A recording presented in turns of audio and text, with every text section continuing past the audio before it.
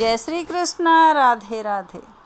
आज मैं आपको इंदौर की रानी देवी अहिल्या के हृदय स्पर्शी घटना को सुनाती हूँ। एक बार की बात है, इंदौर नगर के किसी मार्ग के किनारे एक गाय अपने बछड़े के साथ खड़ी थी। तभी देवी अहिल्याबाई के पुत्र मालोजी राव अपने रथ पर सवार होकर गुजरे। मालोजी राव बचपन से ही बेहद शरारती व उच्च श्रृंखल प्रवृत्ति के थे। राह चलते लोगों को परेशान करने में उन्हें विशेष आनंद आता था। गाय का बछड़ा अकस्मात उछलकर उनके रथ के सामने आ गया। गाय भी उसके पीछे दौड़ी, पर तब तक तो मालोजी राव का रथ बछड़े के ऊपर से निकल चुका था। रथ अपने पहिए से बछड़े को कुचलता हुआ आगे निकल गया। गाय बहुत देर तक अपने पुत्र की मृत्यु पर शोक मनाती रही। तत्पश्चात उठकर देवी अहिल्याबाई के दरबार के बाहर टंगे उस घंटे के पास जा पहुंची, जिसे अहिल्याबाई ने प्राचीन राज परंपरा के अनुसार त्वरित न्याय हेतु विशेष रूप से लगवाया था। जिसे भी न्याय की जरूरत होती, चाहे दिन हो या रात, वह जाकर उस घंटे को बजा देता था। उसके बाद तुरंत दरबार लगता, तुरंत न्याय मिलता।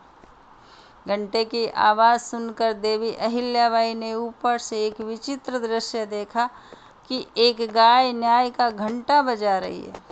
देवी ने तुरंत प्रहरी को आदेश दिया कि गाय के मालिक को दरबार में हाजिर किया जाए।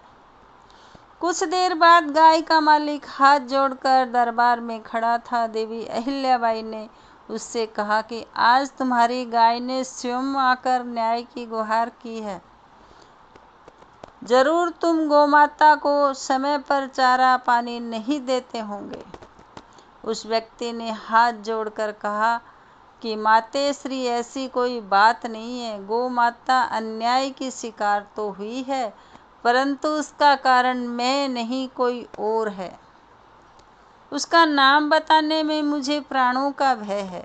देवी अहिल्या ने कहा, अपराधी जो कोई भी हो, उसका नाम निडर होकर बताओ, तुम्हें हम अभय दान देते हैं। तब उस व्यक्ति ने पूरी वस्तु स्थिति कह सुनाई। अपने पुत्र को अपराधी जानकर देवी अहिल्याबाई तनिक भी विचलित नहीं हुई। गौ माता स्वयं उनके दरबार में न्याय की गुहार लगाने आई थी।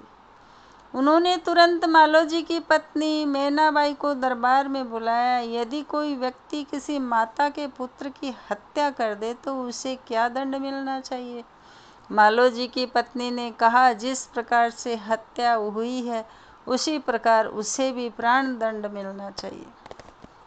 देवी अहिल्या ने तुरंत मालोजी राव का प्राण दंड सुनाते हुए उन्हें उसी स्थान पर हाथ पैर बांधकर जरूरी उसी अवस्था में मार्ग पर डाल दिया गया। रथ के सारथी को देवी ने आदेश दिया, पर सारथी ने हाथ जोड़कर कहा, मातेश्री, मालोजी राजकुल के एकमात्र कुलदीपक हैं। आप चाहे तो मुझे प्राण दंड दे दें, किंतु मैं उनके प्राण नहीं ले सकता। तब देवी अहिल्याबाई स्वयं रथ पर सवार हुई और मालोजी की ओर रथ को तेजी से दौड़ाया। तभी अचानक एक अप्रत्याशित घटना हुई। रथ निकट आते ही फरियादी गोमाता रथ निकट आकर खड़ी हो गई। गोमाता को हटाकर देवी ने फिर एक बार रथ दौड़ाया। फिर गोमाता रथ के सामने आ खड़ी हो गई। सारा जन समुदाय गोमाता और उनके ममत्व की जय जयकार कर उठा। देवी अहिल्या की आंखों से भी अश्रुधारा बह निकली। गोमाता ने स्वयं का पुत्र खोकर भी उसके हत्यारे प्राण ममता के वशीभूत होकर बचाए। जिस स्थान पर गोमाता आड़ी खड़ी हुई थी, वही स्थान आज इंदौर में राजवाड़ा के पास आड़ा बाजार के नाम से जाना जाता है। ये जानकारी आपको ज़रा भी पसंद आई हो तो लाइक करें, शेयर करें, बेल बटन प्रेस करें, ताकि आने वाला वीडियो आपको सबसे पहले मिल सके।